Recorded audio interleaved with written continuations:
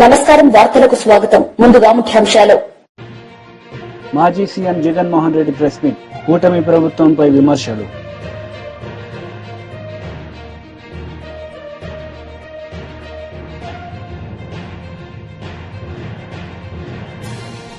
మాజీ మంత్రి Harish Rao press meet, CM Revanth రెడ్డిపై ఫైర్.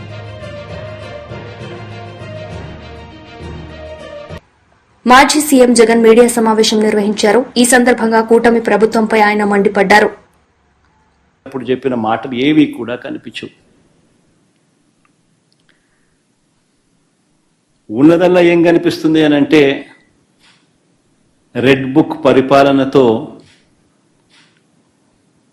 రాజ్యాంగాన్ని తూట్లు పొడచడం కనిపిస్తుంది. రాష్ట్రంలో ఈరోజు ఏం కనిపిస్తూ ఉంటాయి అని అంటే లిక్కర్ స్కాము, శాండ్ స్కాము దగ్గర నుంచి మొదలు పెడితే ప్రతి నియోజకవర్గంలో ప్యాకెట్ క్లబ్బులు, ప్రతి నియోజకవర్గంలోనూ మాఫియాలు.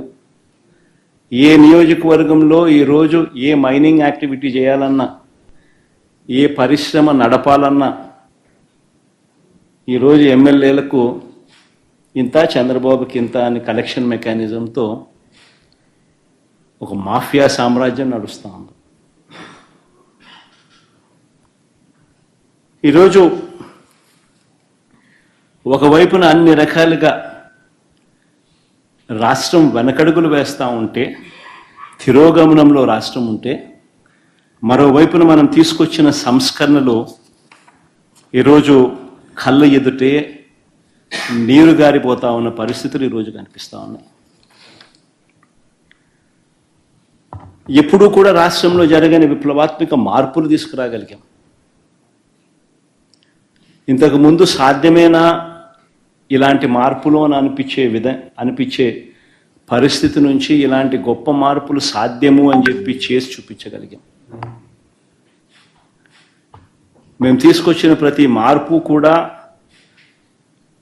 నా 3648 కిలోమీటర్ల పాదయాత్రలో చూసిన కష్టాలను, తెలుసుకున్న విషయాలను, వాటికి సొల్యూషన్స్ ఇచ్చే విధంగా మా ప్రభుత్వంలో ప్రతి అడుగు కూడా మేము సొల్యూషన్స్ ఇచ్చే విధంగానే అడుగులు వేశాం. ఆ సొల్యూషన్స్ ఇచ్చే క్రమంలో ప్రతి రంగంలోనూ ఒక రెవల్యూషన్ తీసుకురాగలిగాం. ఆ సొల్యూషన్స్ ఇచ్చే క్రమంలో ఇది సాధ్యం అవుతుందా అనే పరిస్థితి నుంచి సాధ్యం చేసి చూపించగలిగాం. ఎప్పుడు ఊహించని మార్పులు తీసుకురాగలిగాం.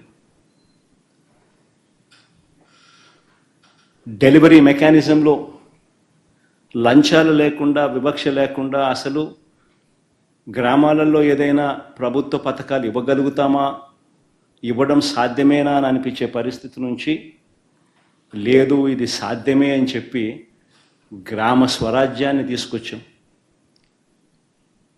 ప్రతి గ్రామంలోనూ సచివాలయ వ్యవస్థ, ప్రతి 50-60 ఇళ్లకు వాలంటీర్ వ్యవస్థ, లంచాలు లేకుండా, వివక్ష లేకుండా ప్రతి పథకము,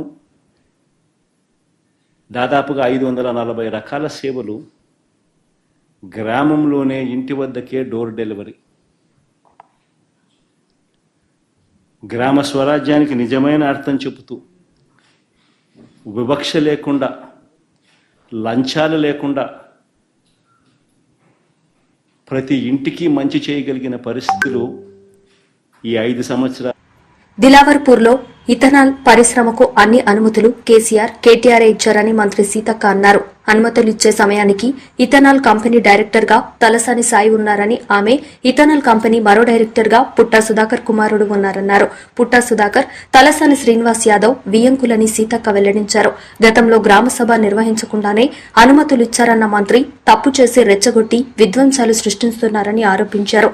చిత్తశుద్ది ఉంటే కేటీఆర్ దిలావర్పూర్ రావాలన్న సీతక్క, కంపెనీకి అనుమతులు ఎవరిచ్చారనేది అక్కడే తేలుస్తామన్నారు. వాళ్ళ యొక్క నియంతృత్వానికి అది నిదర్శనం. మేము లగచర్లలో మరి అక్కడ చేసింది గ్రామ సభకు పోతే ఎట్లా లారీ బండలతో కొట్టించారో మీరు చూసిరు.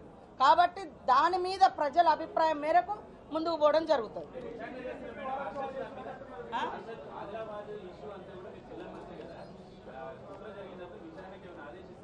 ఏదేది నిన్నటిదా విత్తనాల కంపెనీ ఫుడ్ పాయిజన్ ఆ విషయంలో నేను అనలేదు. నిరంతరం జరిగే వాటి వెనుక కొన్ని మాకు డౌట్స్ ఉన్నాయి. వాటి అన్నింటినీ కూడా కులంకుషంగా ఎంక్వైరీ చేస్తాం, విచారణలు కూడా సాగిస్తాం, రిపోర్ట్స్ అన్ని కూడా తెప్పించుకుంటా ఉన్నాం. వాళ్ళు ఏం చేసిర్రు మేము చేసినాం. రైతులకు 18,000 కోట్ల రుణమాఫీ చేసినాము. సన్న ఓట్లకు ఇప్పుడు 500 ఇస్తున్నాము. మహిళలకు అందరికీ ఫ్రీ బస్ ఇస్తున్నాము. 200 యూనిట్ల కరెంట్ ఇచ్చినాము. 500కే గ్యాస్ సిలిండర్ ఇస్తున్నాము. ఇందిరమ్మ ఇళ్లకు ఆల్రెడీ నిర్మాణానికి కమిటీలు వేస్తున్నాము. ఇట్లా మరి 53,000 1 ఇయర్ కాకముందే 53,000 మందికి నిరుద్యోగులకు ఉద్యోగాలు ఇచ్చినాము. మీరు 10 ఏళ్లల్లా పట్టుమని 1,00,000 మందికి కూడా ఉద్యోగాలు ఇవ్వలేదు. పేదోడు ఎక్కిపోయేటువంటి బస్సుల రేట్లు పెంచిర్రు. పేదింటి బిడ్డకు డైరెక్ట్గా కరెంట్ ఛార్జీలు పెంచిర్రు. ఇవాళ మేము సంబరాలు చేస్తే తప్పు. మీరు దావతులు ఇచ్చి చెరువు గట్ల మీద మేకలు పోయండి అలాయ్ బలాయ్, అది కాదు మేము చేసేది. మేము చేసిన ప్రగతి చెప్పుకుంటున్నాం. చేయాల్సినటువంటి విషయాలను కూడా పబ్లిక్తో డిస్కస్ చేస్తున్నాం. తద్వారా రైతులకు కానీ, మహిళలకు కానీ, యువతకు కానీ ఒక హోప్, నమ్మకం ఇస్తూ ప్రగతి పదంలో నడవడం కోసం ప్రజల యొక్క సహకారాన్ని తీసుకుంటూ ఈ సభలు నిర్వహించుకోవడం జరుగుతుంది. కానీ వాళ్ళ లెక్క మేకను కొద్దాం, అలాయ్ బలాయ్ దిద్దాం, ఇంకేదో అక్కడెక్కడ ఫంక్షన్లు చేద్దామని మేము చేయట్లేదు. ప్రగతి పదంగా మా ప్రభుత్వము ఈ యొక్క సభలను నిర్వహిస్తూ ఉంది. అందరూ సహకరించాలని కోరుతా ఉంది. నిన్న మొన్న ఆదిలాబాద్ జిల్లాలోనే, ఉమ్మడి ఆదిలాబాద్ జిల్లా, ముఖ్యంగా నూతన నిర్మల్ జిల్లాలోనే దిలావర్పూర్, అదేవిధంగా గుండాల గ్రామాల మధ్య ఏర్పాటుకు పర్మిషన్ ఇచ్చినటువంటి బీఆర్ఎస్ ప్రభుత్వ ఆనాటి విధానాలే ఈరోజు మరి అక్కడ నిర్మల్లో జరిగినటువంటి ఘటన.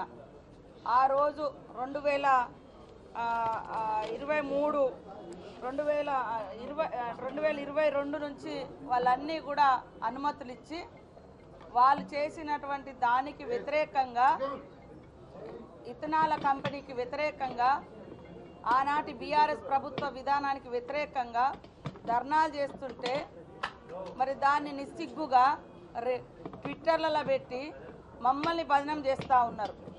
ఇలా కంపెనీకి పర్మిషన్ ఇచ్చింది ఆనాటి బీఆర్ఎస్ ప్రభుత్వము, బీజేపీ ప్రభుత్వం. కనీసం గ్రామ సభలు కూడా నిర్వహించకుండా ఇండస్ట్రియల్ మినిస్టర్గా ఉన్నటువంటి కేటీఆర్ గారు మరి బీజేపీ ప్రభుత్వాన్ని, అదేవిధంగా ఇక్కడ కేసీఆర్ గారు సంతకాలు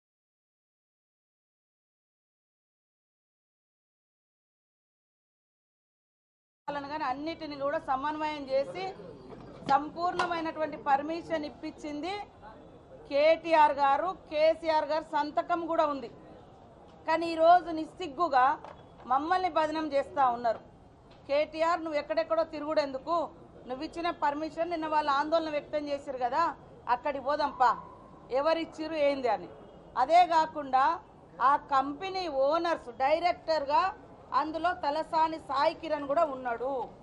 ఈ పర్మిషన్లు వచ్చే నాటికి తలసాని సాయి కిరణ్ ఆయన నెంబరు అదంతా కూడా ఇందులో ఉన్నాయి. దాదాపుగా మరి 10 మంది డైరెక్టర్లతో ఉన్నది.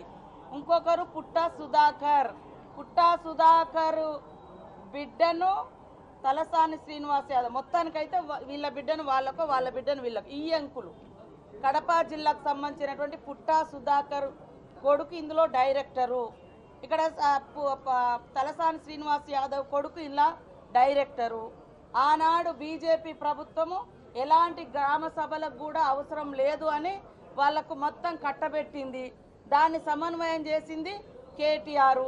ఇక్కడ రాష్ట్రంలో అన్ని సంతకాలు పెట్టి సంపూర్ణమైనటువంటి పొల్యూషన్తో సహా అన్ని పర్మిషన్లు ఇచ్చింది మరి ఆనాటి బీఆర్ఎస్ కేసీఆర్ సంతకంతో. మళ్ళీ నిస్సిగ్గుగా ప్రజల్ని తప్పుదోవ పట్టించేటువంటి ఇంత చిల్లర రాజకీయాలు, ఇంత కుళ్ళు రాజకీయాలు అవసరమా? మీరు నిజంగా మీకు ప్రజల మీద అంత ప్రేమ ఉన్నోళ్ళైతే, అంత గొప్పగా ఆలోచించే వాళ్ళైతే మరి మీరు ఎందుకు ఇచ్చారు ఇవన్నీ పర్మిషన్లు? దిలావర్పూర్లో ఏర్పాటు చేయతలపెట్టిన ఇథనాల్ పరిశ్రమకు తమ కుటుంబానికి ఎటువంటి సంబంధం లేదని మాజీ మంత్రి బీఆర్ఎస్ సీనియర్ నేత తలసాని శ్రీనివాస్ యాదవ్ స్పష్టం చేశారు.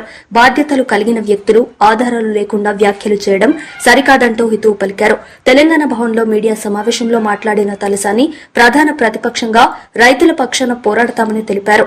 న్యాయపరంగా ఎదుర్కొంటామని తలసాని స్పష్టం చేశారు. అక్కడ కంపెనీ రావద్దని వాళ్ళు రోడ్ల మీదకి ఎందుకు వచ్చిండ్రో అది పరిష్కారం చేస్తే బాగుంటుంది. కానీ ఏదో టీఆర్ఎస్ పార్టీనే టార్గెట్ చేయాలి, మమ్మల్నే టార్గెట్ చేయాలి అనే సంకల్పం నిన్న మాట్లాడడం అది మంచి పద్ధతి కాదు. మీరు మాట్లాడేటప్పుడు అన్ని విషయాలు తెలుసుకోవాలి. ఫస్ట్ ఎలిగేషన్ చేసేటప్పుడు మీరు అన్ని విషయాలు తెలుసుకొని మీరు విమర్శ చేస్తే బాగుంటుంది. ఏది తెలియకుండా ministry of environments and forest government of India permissions ఇచ్చేది గవర్నమెంట్ ఆఫ్ ఇండియా, అది కూడా తెలియకుండా రాష్ట్ర ప్రభుత్వం ఏదో చేసిందని చెప్పి నేనేదో దాంట్లో క్యాబినెట్లో ఉన్నా అని చెప్పి గట్లా మాట్లాడుతున్నారు. ఇది మంచి పద్ధతి కాదు. మీరు అందుకే ప్రజలలో అబాస్ పాలవుతున్నారు. ప్రతి దాంట్లో కూడా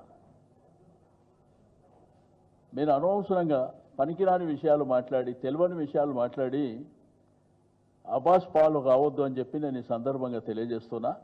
ఇదంతా కూడా చెప్పే అవసరం లేదు. మీరు అనవసరంగా లేనిపోని అంశాలనన్నీ లేని ఉన్నట్టు చెప్పేటువంటి ప్రయత్నం చేయడం దుర్మార్గమైనటువంటి చర్య. రైతులు ఇబ్బంది పడుతున్నారు, వాళ్ళకి న్యాయం చేయండి. రైతులు ఎందుకు ఇబ్బంది పడుతున్నారు, ఎందుకు రోడ్ల మీదకి వస్తున్నారు, వాళ్ళకి న్యాయం చేయండి. అది వదిలిపెట్టి మీరు ఈ పనికిరాని ఎలిగేషన్స్ పెట్టవలసి రెండోది లేనిపోని క్రియేట్ చేయవలసినటువంటి అవసరం లేదని చెప్పి తెలియజేస్తాను.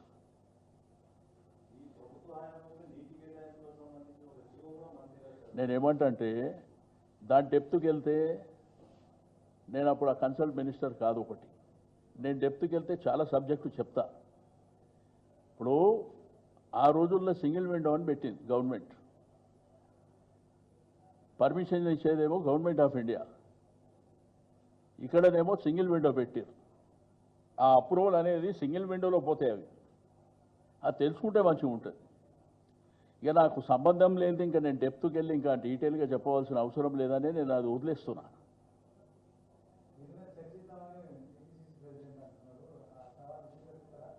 %100 సవాల్ ఏమంటున్నా, నేడు కంటే ఆడికి ఎక్కడంటే అక్కడ. నేనేమంటున్నా, ఒకవేళ నిజంగా సంబంధం ఉంటే నేను రాసిచ్చేస్తా అంటున్నా కదా. మీరు డాక్యుమెంట్ ఏమన్నా రెడీ ఉంటే తెచ్చుకోండి, రాసిచ్చేస్తా అని చెప్తున్నా. దాంట్లో ఎనికి తగ్గేది ఏం లేదు. నేనేమంటా, మీరు ఎప్పుడన్నా కానీ విమర్శలు చేసేటప్పుడు అథెంటిక్గా చేయండి. ఏది పడితే అది మాట్లాడకండి. ఎందుకంటే మీరు బాధ్యత గల వ్యక్తులు. అబాస్ పాలు కావద్దనే మీకు. రెండోది, నేను వాళ్ళు చెప్పవలసిన అవసరం లేదు. మీరు గూగుల్లోకి వెళ్తే టోటల్ ఇన్ఫర్మేషన్ మీకు నేను దాంట్లోకి తీసేదే ఇప్పుడు మీకు ఇచ్చినాయి. అదే అన్నా, నేను తీసిన దాంట్లోకే చెప్తున్నా. ఇదే పెద్ద సీక్రెట్ కాదు, దాపరికం కాదు, దాచుకునేది కాదు. క్లియర్గా దీంట్లో చూడండి. వాళ్ళు ఎప్పుడు జాయిన్ అయ్యారు, ఎప్పుడు రాజీనామా చేసారు, పక్కనే ఉన్నది. దాని పక్కనే అది వర్కౌట్ కాదని చెప్పి తప్పుకున్నారు అప్పుడే. ఇది ఇప్పుడు కాదు, 8 సంవత్సరాల క్రితం. ఇప్పుడు లేటెస్ట్గా జరుగుతున్న డెవలప్మెంట్ గురించి చెప్పమంటే, రాష్ట్రాన్ని మాజీ ముఖ్యమంత్రి కేసీఆర్ కుక్కలు చింపిన విస్తరిలా అప్పులపాలు చేశారని రోడ్లు, భవనాలు, సినిమాటోగ్రఫీ మంత్రి కోమటిరెడ్డి వెంకటరెడ్డి అన్నారు.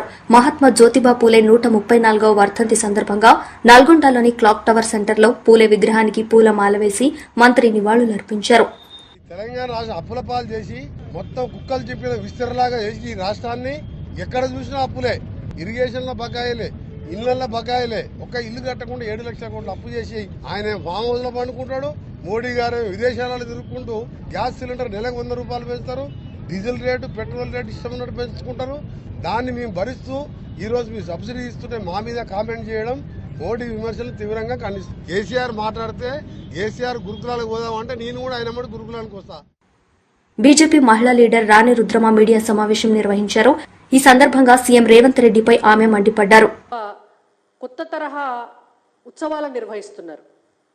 అంటే ఏం చేయకుండానే సంబరాలు చేసుకోవటం అన్నమాట. విజయోత్సవాల పేరుతోటి రేవంత్ రెడ్డి గారి ప్రభుత్వం చేస్తున్నటువంటి ఉత్సవాలను వాళ్ళు రైతులను మోసం చేసినటువంటి మోసాల ఉత్సవాలుగా చేసుకోవాలి. ఒక 2 సంవత్సరాల క్రితం వరంగల్లో రైతు డిక్లరేషన్ పేరుతోటి ఆనాడు ప్రతిపక్షంలో ఉన్నటువంటి కాంగ్రెస్ పార్టీ, పిసిసి అధ్యక్షుడి స్థానంలో ఉన్నటువంటి రేవంత్ రెడ్డి గారి అధ్యక్షతన రాహుల్ గాంధీ గారు ముఖ్య అతిథిగా రైతు సంఘర్షణ సభ పేరుతోటి ఒక సభ పెట్టి తెలంగాణ రాష్ట్రంలో ఉన్నటువంటి రైతులందరినీ కూడా నయవంచన చేసి మోసం చేసి రైతు డిక్లరేషన్ పేరుతోటి ఒక 9 హామీలనిచ్చి రైతుల తోటి ఓట్లేయించుకొని అధికారంలోకి వచ్చి సంవత్సర కాలంగా ఒక్క హామీ కూడా నెరవేర్చకుండా ఇవాళ 3 రోజుల పాటు ఉత్సవాలు నిర్వహిస్తున్నారు. మరి ఈ విజయోత్సవాలు ఎవరి కోసం? ఎందుకంటే తెలంగాణలో ఒక సామెత చెప్తుండరు, ఎద్దేడ్చిన ఏ విషయం రైతేడ్చిన రాజ్యం బాగుపడదు అని.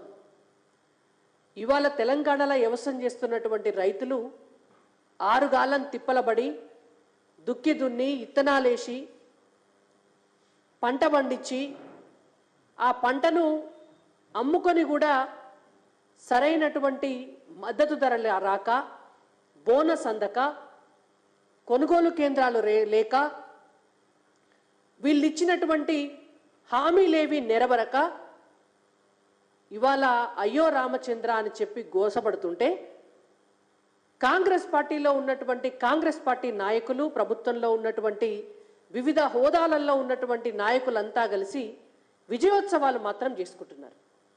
మేము ఒకటే డిమాండ్ చేస్తున్నాం రేవంత్ రెడ్డి గారి ప్రభుత్వాన్ని, మీకు కొంచెమన్నా సిగ్గు ఉంటే, కొంచెమన్నా 2 సంవత్సరాల క్రితం ఏ రాహుల్ గాంధీ గారిని అయితే తీసుకొచ్చి వరంగల్లో రైతు డిక్లరేషన్ చేయించినారో ఇవాళ మళ్ళా అదే రాహుల్ గాంధీ గారిని తీసుకొచ్చి వారితోటి తెలంగాణ రాష్ట్ర రైతులందరికీ కూడా క్షమాపణ చెప్పించి మీరు విజయోత్సవాలు తప్పుడు కేసులపై భయపడేది లేదని, ఆ బాలికకు న్యాయం జరగాలన్నదే మా ఆకాంక్ష అని వైఎస్ఆర్సీపీ పార్టీ రాష్ట్ర ప్రధాన కార్యదర్శి చెవిరెడ్డి భాస్కర్ రెడ్డి స్పష్టం చేశారు. తిరుపతి పోలీసులు తనపై నమోదు చేసిన తప్పుడు కేసులపై న్యాయ పోరాటానికి సిద్దంగా ఉన్నట్లు ఆయన ప్రకటించారు. తన ప్రతిష్టను భంగం కలిగించేలా పోక్సో, ఎస్సీ ఎస్టీ, ఐటీ యాక్ట్లతో 11 సెక్షన్లతో కేసు నమోదు చేశారని ఆయన తెలిపారు. అందుకు బాధ్యులైన పోలీసు అధికారులపై పరువు నష్టం దావా వేస్తానని వెల్లడించారు. తిరుపతి ఎస్పీ, అడిషనల్ ఎస్పీలు కావాలని తనపై నమోదు చేసిన కేసులను కోర్టులో సవాల్ చేస్తానని చెప్పారు. బుధవారం వైఎస్ఆర్సీపీ కేంద్ర కార్యాలయంలో పార్టీ రాష్ట్ర ప్రధాన కార్యదర్శి చెవిరెడ్డి భాస్కర్ రెడ్డి మీడియాతో మాట్లాడారు. ఏంది ఎందుకు పోక్సో కేసు పెట్టారు, ఏం చేశారని ఒక ఆలోచన, ఒక బురద జల్లి కడుక్కోమని చెప్పేటటువంటి ప్రయత్నంలో వాళ్ళు నిజంగా కూడా ఈ కార్యక్రమం చేపట్టారని తెలియజేస్తున్నా. కానీ వాస్తవాన్ని అయితే ప్రజలకు చెప్పాల్సిన బాధ్యత నా పైన కూడా ఉంది.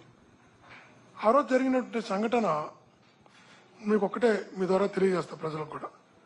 ఆ రోజు సాయంత్రం 6:30 కాడ అనుకుంటా, 7 గంటల కాడ, ఐ థింక్ 7 o'clock కాడ, 6:30-7 మధ్యలో వాళ్ళ ఫాదర్ ఫోన్ చేశారు. ఇట్లా నా బిడ్డకి ఇలా జరిగింది, నా బిడ్డ ఇలా ఎల్లమంది ఆసుపత్రిలో ఉంది అని తను చెప్పినప్పుడు ఎక్కడో 80 కిలోమీటర్లు ఉన్న ప్రాంతానికి, తలకోన దగ్గరది ఉన్న ప్రాంతానికి హుటాహుటిన 7 గంటలకంత 7:15 బయలుదేరి అడావుడిగా వెళితే ఆ బిడ్డకు వైద్యం ఇవ్వాల్సిన రూమ్ లో డాక్టర్లను బయట పెట్టి పోలీస్ సిబ్బంది విచారిస్తున్నారు. నేను ఆ రోజు అడిగా, డాక్టర్లు నర్సులు ఉండాల్సిన దగ్గర మీరెందుకున్నారు? ఆ బిడ్డకు అందించాల్సిన వైద్యం కదా, ఏం చేస్తున్నారు మీరని గట్టిగా మాట్లాడడం జరిగింది. ఆ తర్వాత వాళ్ళ నర్సులు కూడా రావడం జరిగింది. అందరం కూడా బయటకు వచ్చేయడం జరిగింది. బయటకు వచ్చిన తర్వాత వాళ్ళ ఫాదరు చాలా కోపంగా ఉన్నాడు. అది ఎవరికైనా, మీకైనా నాకైనా ఉండే కోపమే. తన బిడ్డ పైన ఒకటి సంఘటన జరిగినప్పుడు ప్రతి తండ్రి కూడా ఆవేశం తట్టుకోలేడు. ఆ తట్టుకోకుండా బయటకు వచ్చిన తర్వాత తను మాట్లాడిన మాటలు కూడా ఒకసారి మీరు వినండి. పాడతాను బాలికపై అత్యాచారం అని రాశారు. మేమైతే స్టేట్మెంటే ఇవ్వాల. ఈనాడులో స్థానిక మదిపల్లి చెందిన విద్యార్థి స్థానం జిల్లా పరిషత్ 10వ తరగతి సోమవారం సాయంత్రం వదిలి వెళ్లంటే నడుచుకుంటూ వస్తున్న ముసుగు ధరించి ఉన్న వ్యక్తులు అటకాయించారు. బాలిక ప్రతిఘటించగా సంపేస్తాన్ని బెదిరించి ఆమె పొదల్లోకి తీసుకెళ్లారు. మత్తుమంది ఇచ్చి హత్యారం చేసినట్లు ఈనాడులో రాశారు. ఇప్పుడు ఈనాడు మీద కూడా కేసు పెడతారా? పోక్సో యాక్ట్ చాలా ఛానల్ రాసినాయి, అన్ని ఛానల్ రాసినాయి. ఆ ఛానల్ పైన పెడతారా? ఆంధ్రప్రభలో రాశారు బాలికపై లైంగిక దాడి అని. ఆంధ్రప్రభ మీద కేసు పెడతారా? ఆలోచించాల. అక్కడ కూడా గుర్తుంచుకోండి, మనసా వాచా కర్మణ ఆ బిడ్డకు మంచి జరగాలని కోరుకున్నాం, న్యాయం జరగాలని కోరుకున్నాం. ఆ బిడ్డకు మంచి జరగడం కోసం ఆసుపత్రికి తీసుకెళ్లి చేర్చాం. ఆ బిడ్డకి మంచి వైద్యం అందించే ప్రయత్నం చేశాం. ఈరోజు ఆ బిడ్డను ఎవరైతే ఇబ్బంది పెట్టారో వాళ్ళని శిక్షించాలని మనస్ఫూర్తిగా కోరుకుంటున్నాం. మేము ఏ తప్పు చేయలేదు కాబట్టి మాకు అందులో పాపే బీతింది. నాకైతే కర్మ సిద్ధాంతం నమ్మేటటువంటి వాళ్ళని తప్పు చేయను, తప్పు చేసే ప్రయత్నం కూడా చేయను. కాబట్టి మాకు నేచర్ గాడ్ సపోర్ట్ ఉంటాడు. మీకు ఒకటే చెప్తున్నా, ఇట్లాంటి కేసులు పెట్టి పోక్సో యాక్ట్లు కానీ, ఎస్సీ ఎస్టీ యాక్ట్లు కానీ, ఆర్టీ యాక్ట్లు కానీ. బీజేపీ లీడర్ కోసం వెంకటేశ్వర్లు మీడియా సమావేశం నిర్వహించారు. ఈ సందర్భంగా ఆయన మాట్లాడారు. కానీ తెల్లారే మళ్ళీ వనపర్తికి ట్రాన్స్ఫర్ చేసి తెల్లారి మళ్ళా మన నారాయణపేట జిల్లాకే ట్రాన్స్ఫర్ చేశారు. వనపర్తి నుంచి ఒకటి రోజు కూడా వనపర్తిలో చేయకుండా మళ్ళీ అతన్నే నారాయణపేటకు డిఈఓగా మళ్ళీ తీసుకొచ్చిండ్రు. దీని అర్థం ఏంది? సదరు డిఈఓ ఎవరైతున్నారో అఫ్జల్ గని కరప్షన్ కేసుల కింద ఏసీబీ కింద కేసులు బుక్ అయినాయి. ఆయనను తీసుకొచ్చి మళ్ళీ వనపర్తికి ట్రాన్స్ఫర్ చేస్తున్నాను, మళ్ళీ వెంటనే నారాయణపేటకు. దీంట్లో ఉన్న మతలబ్ ఏంది? నీ సొంత జిల్లాలో ఎడ్యుకేషన్ డిపార్ట్మెంట్లో ఏం జరుగుతుందో రేవంత్ రెడ్డి గారికి తెలియదా? అవినీతి అధికారులకు ఎందుకు నువ్వు ఒత్తాసు బలికి ఈ రకంగా చేస్తున్నావు? మళ్ళీ ఈరోజు సీతక్క ఏం మాట్లాడుతున్నది? అధికారులు కూడా కొంతమంది సహకరిస్తున్నామని. అధికారులకు మీరు ఇస్తున్న చులకన కారణంగానే ఇవాళ ఈ రకమైనటువంటి దౌర్భాగ్యమైనటువంటి పరిస్థితులు మనకు కనపడతా ఉన్నాయి. తర్వాత విద్యా కమిషన్ సోకాళ్ళు పెద్ద మనుషులు ప్రొఫెసర్లు ఇలా గవర్నమెంట్లో పెత్తనం చేస్తున్న వాళ్ళు విద్యావేత్తలుగా సెల్ఫ్ డిక్లేర్డ్ విద్యావేత్తలు ఆకునూరు మురళి, కోదండరాం ప్రొఫెసర్, పిఎల్ విశ్వేశ్వరరావు ఎందుకు స్పందిస్తలేరు? ఈ విద్యా వ్యవస్థ మీద ఆగమైపోతుంటే, చిన్నపిల్లలు చనిపోతూ ఉంటే, ఆసుపత్రుల పాలు పడతా ఉంటే ఎందుకు స్పందిస్తలేరు? పెద్ద పెద్ద లెక్చర్స్ ఇస్తుంటారు కదా, ఉపన్యాసాలు ఇస్తుంటారు కదా, మీ మానవ హక్కులు ఎటుపోయినాయి? మీ బాల హక్కులు ఎటుపోయినాయి? కనీసం హాస్టల్స్ని సందర్శించేటువంటి తీరిక కూడా దొరుకుతలేదా? గొప్ప గొప్ప మాటలు మాట్లాడి అధికారం కుర్చీలు రాగానే తాబేదారులుగా ఎందుకు మారిపోయారని చెప్పేసి మేము అడగదలుచుకున్నాం. ఈ రకంగా ఈరోజు సంక్షేమ హాస్టల్స్ అన్నీ కూడా సంక్షోభ హాస్టల్స్గా మారిపోయినాయి. సంక్షేమం లేదు, మొత్తం సంక్షోభమే ఈ ప్రభుత్వం వచ్చిన తర్వాత. అంతకుముందుకున్నటువంటి ప్రభుత్వం కేసీఆర్ గారు మూసీ ప్రాజెక్టుపై రాష్ట్ర ప్రభుత్వం వాస్తవాలు దాచిపెడుతుందని మాజీ మంత్రి హరీష్ రావు ఆరోపించారు. తెలంగాణ భవన్లో మీడియాతో మాట్లాడిన హరీష్ రావు మూసీ అంశంలో పార్లమెంట్ను రాష్ట్ర ప్రభుత్వం తప్పుదోవ పట్టించారని ఆగ్రహం వ్యక్తం చేశారు. 2013 భూసేకరణ చట్టాన్ని అమలు చేస్తున్నట్టు పార్లమెంటుకు చెప్పి కేసీఆర్ కట్టిన 2 పడకల ఇళ్లలోకి నెట్టివేశారని ధ్వజమెత్తారు. మూసీ బాధితులకు న్యాయం జరిగేలా అసెంబ్లీలో పోరాడతామని హరీష్ రావు స్పష్టం చేశారు. ఏదైనా ఒక ప్రాజెక్టు చేపట్టినప్పుడు ఫస్ట్ ఐడెంటిఫికేషన్ ఆఫ్ బెనిఫిషరీస్, ఎవరైతే నష్టపోతున్నటువంటి కుటుంబాలు ఉన్నాయో వారిని గుర్తించాలి, వారందరినీ కూడా గుర్తించాలి. 2013 భూసేకరణ చట్టం ఇంకో మాట ఏం చెప్తుందంటే, అది పట్టా భూమి అయినా ప్రభుత్వ భూమి అయినా, అది అసైన్డ్ భూమి అయినా, అది ఎంక్రోచర్స్ ఉన్నా మీరు అక్కడ బతికితే చాలు, అక్కడ ఉపాధి పొందితే చాలు, అందరికీ సమానమైన హక్కులుంటాయి అని భూసేకరణ చట్టం చెప్పింది.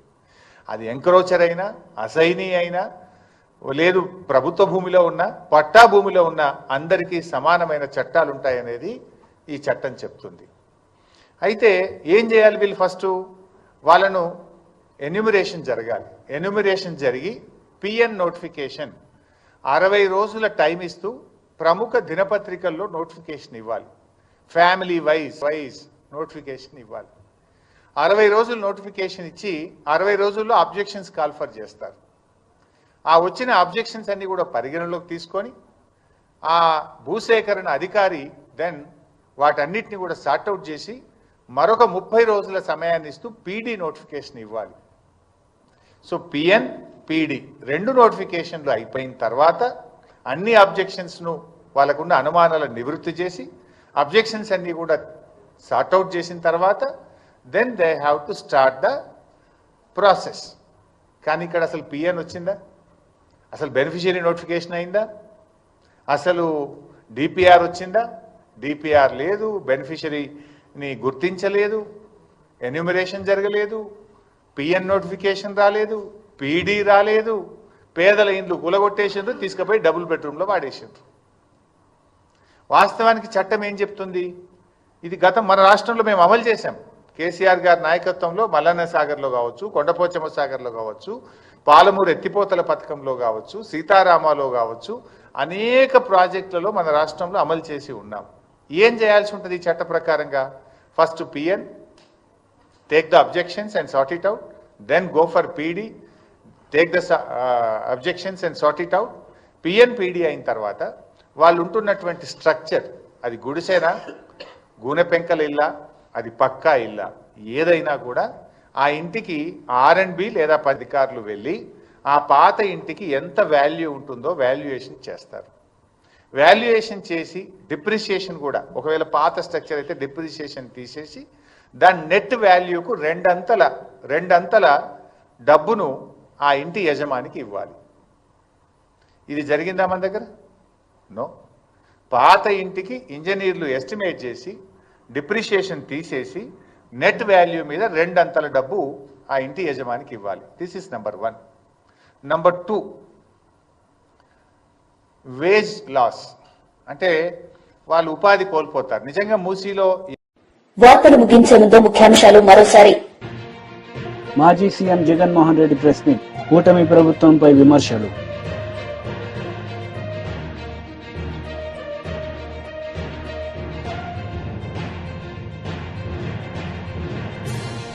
మాజీ మంత్రి Harish Rao press meet, CM Revanth రెడ్డిపై ఫైర్.